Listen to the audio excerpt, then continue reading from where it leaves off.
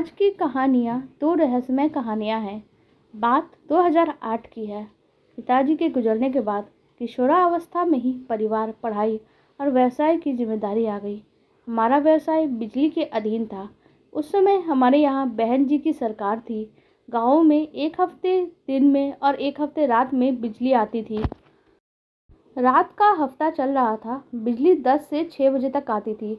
एक बार दिन में पर्याप्त नींद ना मिल पाई। उस रात अलार्म भी ना जगा पाया।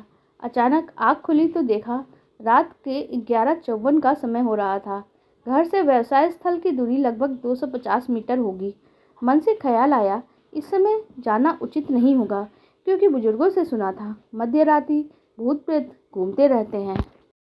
फिर सोचा अगर लेट हो गए तो फिर सुबह हो जाएगी और काम तो अभी जाने से भी नहीं निपटेगा।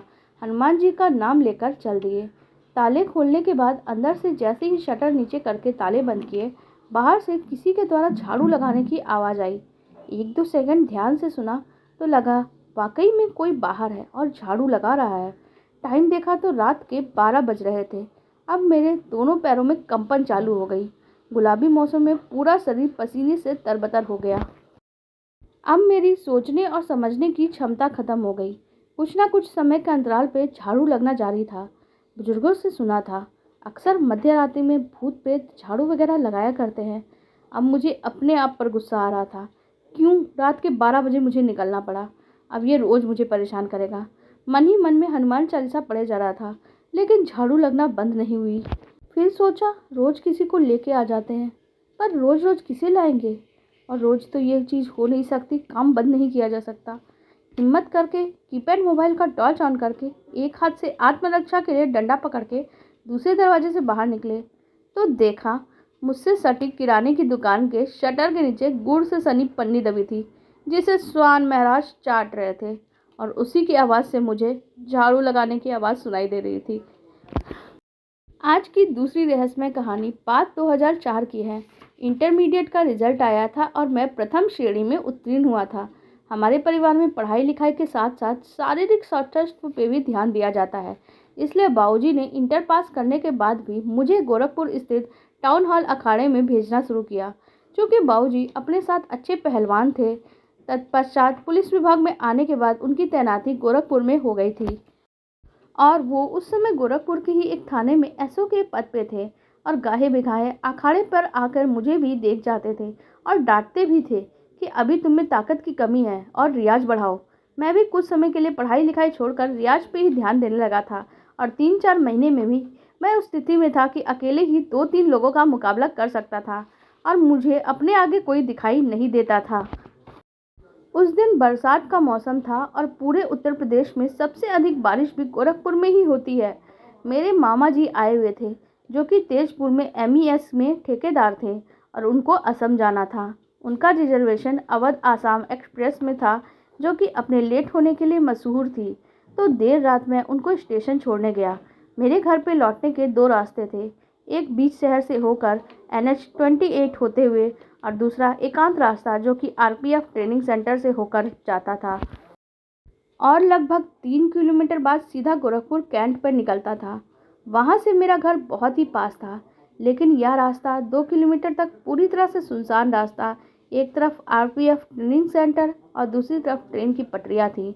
उसके बाद रामगढ़ ताल, जो कि बरसात के मौसम में समुद्र जैसा प्रतीत होता है, उस पर बना एक संकरा पुल पार करना होता था, जिसके दोनों तरफ से आया जाया नहीं जा सकता है। उस पुल के नीचे अथाह लहराता हुआ ताल था और दूसरी तरफ ट्रेन की पटरी थी। रेलवे स्टेशन से निकलते ही ना जाने क्यों, शायद मेरा आत्मविश्वास था या अहंकार कह लो, कि मेरा तो क्या कोई बिगाड़ लेगा। मेरे बाइक का हैंडल उस रास्ते पे मुड़ गया, जबकि बाबूजी की तो सख्त हिदायत थी कि उस रास्ते से मत आना, भले ही कितना टाइम लग जाए, लेकिन जो मुख्य रास्ता है उधर से ही आना। फिर भी जो होनी को मंजूर होता है वही होता है। मैं जानबूझ के उसी रास्ते से आया, आरपीएफ ट्रेनिंग सेंटर पर वाले रास्ते से। वहां पहुंचने तक तो पहले मेरा आत्मविश्वास बहुत था, मैं बिल्कुल आश्वस्त था, लेकिन ट्रेनिंग सेंटर के मुख्य गेट क्रॉस होने के बाद लगभग 200 मीटर के बाद मुझे ऐसा लगा कि कोई मेरे साथ साथ चल रहा है। वो एक अलग ही एहसास था।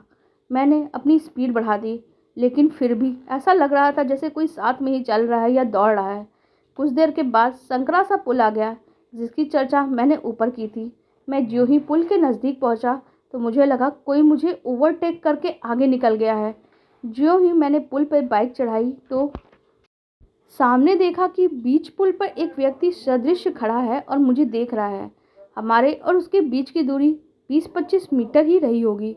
मैंने हॉर्न बजाया और उससे तेज डांटते हुए बोला, कौन है बे? मेरी बाइक तुरंत अपने आप ही बंद हो गई। अब मुझे डर लगने लगा था। मैं स्टार्ट करते हुए एक बार फिर से चिल्लाया, लेकिन ना तो मेरी बाइक ही स्टार्ट हो रही थी, ना वो व्यक्ति वहाँ से हट रहा था। अब मैं बहुत बुरी तरह से डर गया था।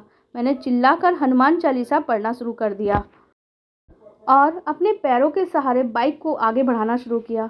बाइक स्टार्ट हो ही नहीं रही थी और पैरों के सहारे जैसे जैसे आगे बढ़ रहा था वो व्यक्ति पीछे होता जा रहा था। उसके बाद पुल का आखिरी सिरा आते ही वो व्यक्ति गायब हो गया और ख़ास बात तो ये थी कि वो व्यक्ति कदम नहीं बढ़ा रहा था, वो अपने आप ही पीछे होता जा रहा था। जैसे मैं आगे बढ़ रहा हूँ वो पीछे घटते जा रहा है। अचानक ही वो गायब हो गया और उसे गायब होता देख मेरी हालत ख़राब हो चुकी थी। मैं लगातार ज़ोर ज़ोर से हनुमान चालीसा पढ़ रहा था।